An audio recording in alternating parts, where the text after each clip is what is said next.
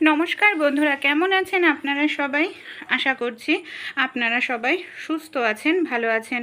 অন্যান্য দিনের মতো আজকেও আমি আপনাদের সঙ্গে এমন কিছু ছোট ছোট টিপস শেয়ার করব। আশা করছি টিপসগুলি অ্যাপ্লাই করলে আপনাদের কাজটা অনেকটাই সহজ হয়ে যাবে। চলুন তাহলে আজকের এমনই কিছু অসাধারণ উপকারী টিপস আমরা দেখে নিই।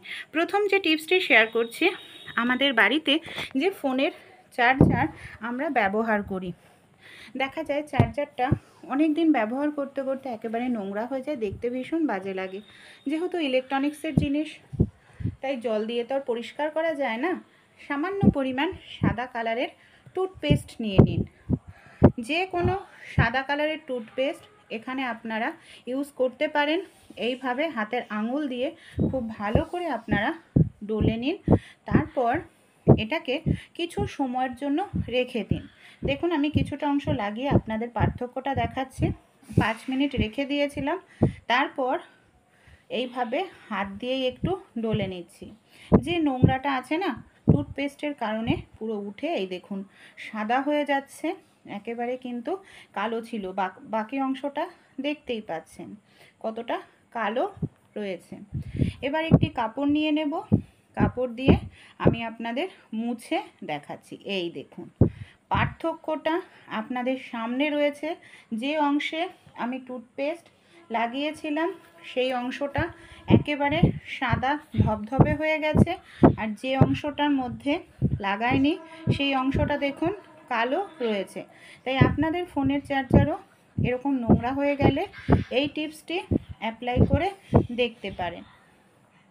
চলুন পরের টিপসটি দেখে নিই। গরমকালে দেখা যায় আলু যদি আমরা এনে কিছুদিন রেখে দিই, খুব অল্প দিনের মধ্যেই আলু পচে যায়। কারণ গরমে একসঙ্গে আলু থাকলে আলুটা ঘেমে ওঠে, যার কারণে আলু এই পচে যাওয়ার সমস্যা দেখা যায়।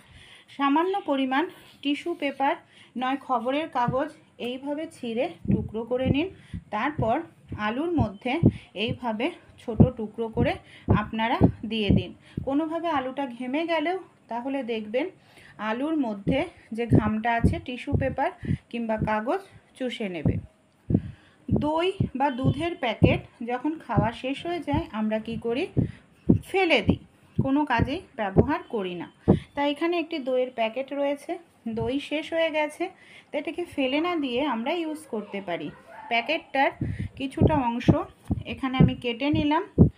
এর মধ্যে দেখুন প্যাকেটের গায়েও কিন্তু বেশ কিছুটা দই লেগে থাকে। এর মধ্যে আমি দিয়ে দিচ্ছি কিছুটা পরিমাণ জল। তারপর খুব ভালো করে এইভাবে আমি প্যাকেটটাকে ঝাঁকিয়ে নিচ্ছি। যে দইটা লেগেছিল খুব ভালোভাবে জলের সঙ্গে মিশে চলে আসবে। এই দইটাকে আমরা ব্যবহার করতে পারবো ফেলে না দিয়ে। অনেক তরকারিতে একটু দই দিলে তরকারির টেস্ট কিন্তু বেড়ে যায়, খেতেও ভালো লাগে। তাই ফেলে না দিয়ে এইভাবে ব্যবহার করতে পারেন। অনেক সময় দেখা যায় পটলের তরকারি করি, ভাজতে গেলে অনেকটা তেলের প্রয়োজন পড়ে। তাই পটল ভাজার আগে অবশ্যই পটলটাকে নুন হলুদ মাখিয়ে 5 মিনিট রেখে দেবেন, তাহলে দেখবেন তেলের পরিমাণ কম লাগবে। হাত দিয়ে পটল মাখলে অনেক সময় হাত হলদে হয়ে যায়, দাগ হয়ে যায়, কোথাও যাওয়ার থাকলে হাতটা বাজে লাগে। তো একটি পাত্রের মধ্যে নিয়ে ঢাকনা দিয়ে এইভাবে ঝাঁকাতে থাকুন। পটলে বা নুন হলুদে হাত দিতে লাগবে না, খুব সুন্দরভাবে নুন হলুদ মাখানো হয়ে যাবে।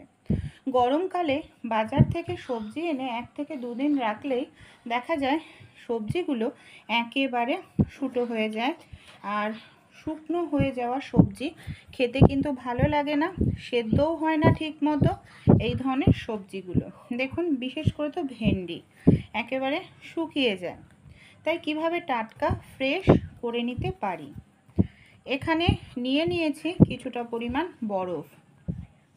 ভেন্ডির মধ্যে এইভাবে আমি বরফের টুকরোগুলোকে দিয়ে দিচ্ছি।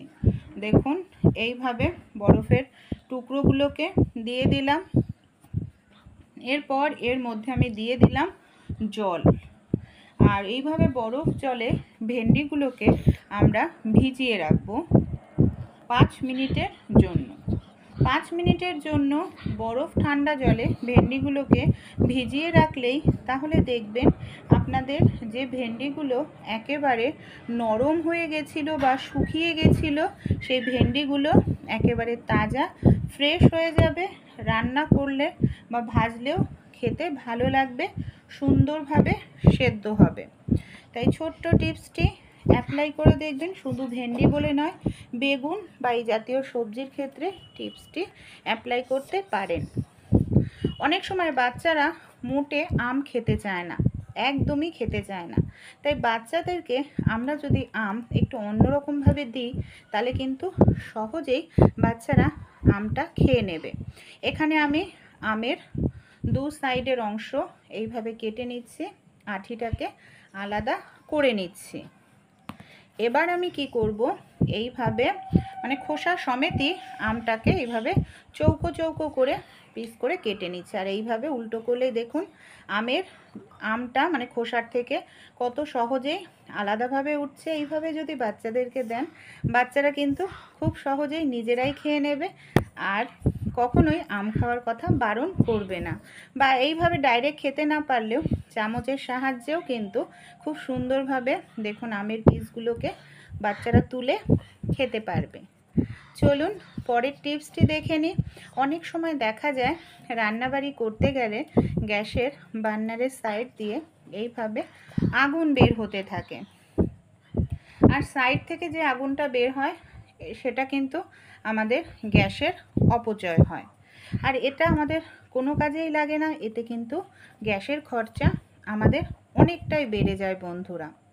তাই কিভাবে আমরা এই সমস্যাটা সমাধান করতে পারি, যেহেতু সঙ্গে সঙ্গে আমি দেখাচ্ছি তাই গ্যাসের বার্নারটা গরম হয়ে গেছে বলে কাপড় দিয়ে ধরে নিলাম। অনেক সময় গ্যাসের বার্নার অনেক বছরের পুরনো হয়ে গেলে এই সমস্যাটি দেখা দেয়। সাবান আমাদের প্রত্যেকের বাড়িতেই থাকে। গ্যাসের বার্নারের 4 সাইডে আপনারা এইভাবে সাবানটা লাগিয়ে নিন। এইভাবে সাবান লাগিয়ে নিলে দেখবেন যেখানে ক্ষয় হয়ে গেছে সেই জায়গাটা ভরাট হয়ে যাবে, যার কারণে যেখান থেকে গ্যাসটা বের হচ্ছিল, অপচয় হচ্ছিল, সেই সমস্যাটা কিন্তু আর হবে না।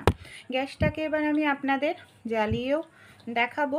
দেখুন এখন কিন্তু আর সাইড থেকে কোনো রকম আগুন বের হচ্ছে না। ভালো লাগলে টিপসটি অবশ্যই আপনারাও অ্যাপ্লাই করে দেখবেন। পরবর্তী টিপসটি চলুন দেখে নিই। মিক্সার জার আমরা প্রত্যেকেই ব্যবহার করে থাকি। অনেক সময় দেখা যায় মিক্সার জারের যে ব্লেডটা থাকে না, জং ধরে যায়। কারণ মশলা প্রত্যেক দিন করা হয়, মশলা করার পর ধুয়ে এইভাবে উপর করে রাখা হয়, ব্লেডটাতে অনেকক্ষণ পর্যন্ত জল থাকে বন্ধুরা, যার কারণে জং ধরে যায়। আর কিছুদিন পরেই ব্লেডটা আমাদের চেঞ্জ করতে লাগে, এতে অনেকটা টাকাও খরচা হয়। তাই আমরা একটা ছোট্ট টিপস অ্যাপ্লাই করতে পারি যাতে ব্লেডটাতে জং ধরবে না, এমনকি অনেক দিন ব্যবহার করতে পারবো। এখানে আমি একটি চামচ নিয়ে নিয়েছি, চামচে সামান্য পরিমাণ আমি নিয়ে নিলাম তেল, সর্ষের তেল আমি ব্লেডে দিয়ে দিচ্ছি।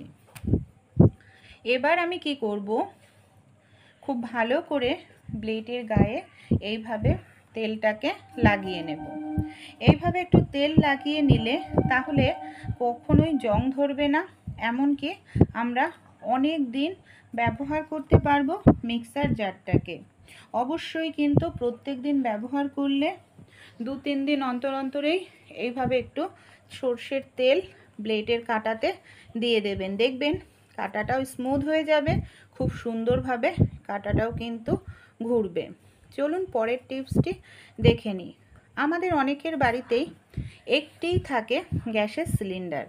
আর একটি গ্যাসের সিলিন্ডার থাকলে সমস্যাটা কি হয়, দেখা যায় যে রান্নাবাড়ি করতে গেলে হয়তো গ্যাস শেষ হয়ে গেছে, তখন হাতের কাছে গ্যাস থাকে না, খুবই মুশকিলে পড়তে হয়। তাই একটি সাবান আপনারা রেখে নিন গ্যাসের সিলিন্ডারে, এই ধরনের যে কোনো সাবান। কি করব, গ্যাসের সিলিন্ডারে যে দিনকে আমরা গ্যাসটা লাগাচ্ছি সেই দিনের ডেটটা এই সাবানের সাহায্যে খুব সহজেই কিন্তু আমরা লিখে রাখতে পারবো। এই দেখুন কত সহজেই লিখে নিচ্ছি। এমনকি বোঝাও যাচ্ছে, তাই না? এইভাবে ডেট আর মাসটা যদি লিখে রাখি তাহলে কিন্তু আর আমাদের কখনোই সমস্যা হবে না। গ্যাস শেষ হয়ে যাওয়ার আগেই আমরা বুক করে দিতে পারবো। যে গ্যাসটা হয়তো 1 মাস যায়, সেই অবস্থাতে বুক করে দিলাম, তাহলে গ্যাস শেষ হতে হতে আমাদের গ্যাসের সিলিন্ডার হাতের কাছে পেয়ে যাব, আর রান্না করতে গেলে কোনো রকম সমস্যার মধ্যে পড়তে হবে না। ভালো লাগলে টিপসটি অবশ্যই আপনারাও কিন্তু বন্ধুরা ট্রাই করে দেখবেন।